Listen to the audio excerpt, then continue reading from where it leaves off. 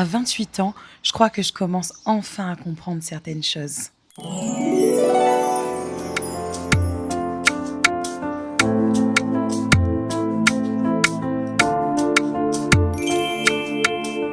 La journée a commencé par le dépôt des enfants à l'école et puis ça s'est enchaîné avec un petit déjeuner avec ma BSF. Alors pour ceux qui ne le savent pas, Rebecca, c'est ma belle-sœur, mais aussi l'une de mes meilleures amies, mon acolyte de chant la plus fidèle et aussi toujours disponible à m'écouter et à me rebooster quand je suis dans mes coups de mou. Et je profite pour vous dire qu'elle a un talent extraordinaire, elle est prothésiste ongulaire, alors je te laisse sa page juste ici et dans la barre d'infos.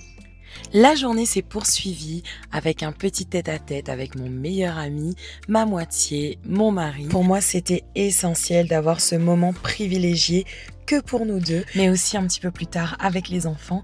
D'ailleurs, je vous montre le cadeau trop mignon qu'ils m'ont donné. C'est une tablette avec un rappel d'un chant qui m'a boosté sur une grande partie de ma vie.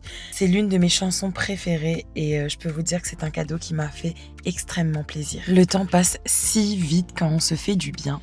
Le midi, on s'est régalé et on a poursuivi par une courte séance shopping. Et oui, encore un petit cadeau d'anniversaire, un super ensemble trop beau. Alors du coup, je peux vous dire que cette journée-là, elle a filé, mais incroyable. Entre-temps, je suis allée récupérer les enfants à l'école, donc c'était petite pause de tournage. En fin de journée, j'ai eu une merveilleuse surprise pour aller faire un petit sunset entre filles.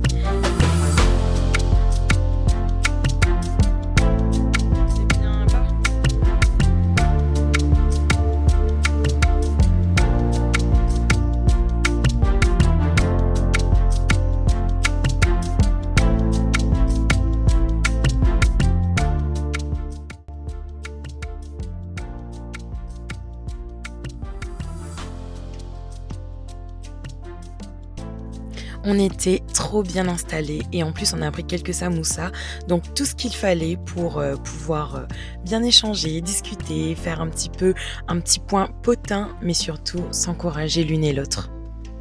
Et d'ailleurs, je voulais te dire que cette année, j'ai voulu faire différemment. J'ai voulu choisir ce qui me plaît, choisir ce qui me fait vibrer, choisir les endroits où je me sens bien, les personnes qui me font du bien.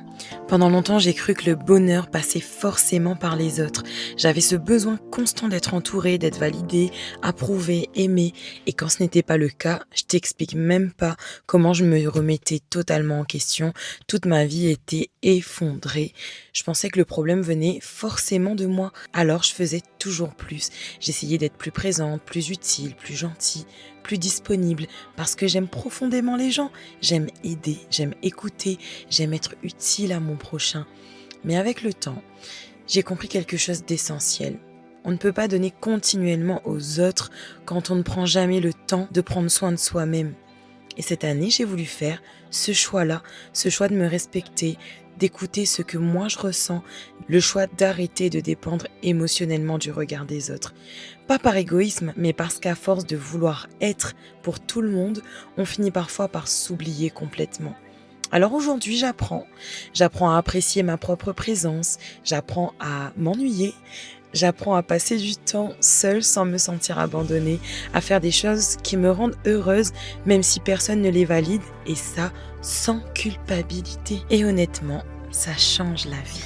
La journée s'est terminée exactement comme je le voulais, c'est-à-dire avec un moment en famille. On était tous les 4 et on s'est fait du bien. On s'est partagé nos journées, nos moments de fou rire et c'était trop chouette. Ça s'est terminé sous la pluie, mais en vrai, c'était ok. Pas même la pluie ne pouvait gâcher ma fin de soirée. Et d'ailleurs, j'ai été bien gâtée, je suis trop contente. Pour cette nouvelle année, je veux cultiver la paix, la vraie. Pas celle qui dépend des circonstances, pas celle qui dépend des gens, mais celle qui reste même quand tout bouge autour de moi. Je souhaite oser encore plus, avoir moins peur, continuer à croire en mes rêves, même quand ils paraissent immenses et inatteignables. Je me souhaite de continuer à créer, à chanter, à transmettre, à aimer profondément avec cette intention et cette intensité que j'ai au fond de moi. Mais surtout, J'espère ne plus jamais m'abandonner pour être acceptée des autres, ne plus continuer à diminuer ma valeur pour être aimée, ne plus courir après des endroits où je dois constamment prouver qui je suis. Je souhaite des relations sincères, des projets qui me font vibrer, des moments simples, des souvenirs que je vais créer avec authenticité et une vie dans laquelle je me sens pleinement heureuse et épanouie. 28 ans et pour la première fois, j'ai l'impression d'apprendre à devenir la vraie version de moi-même. Anniversaire, maman. Joyeux anniversaire.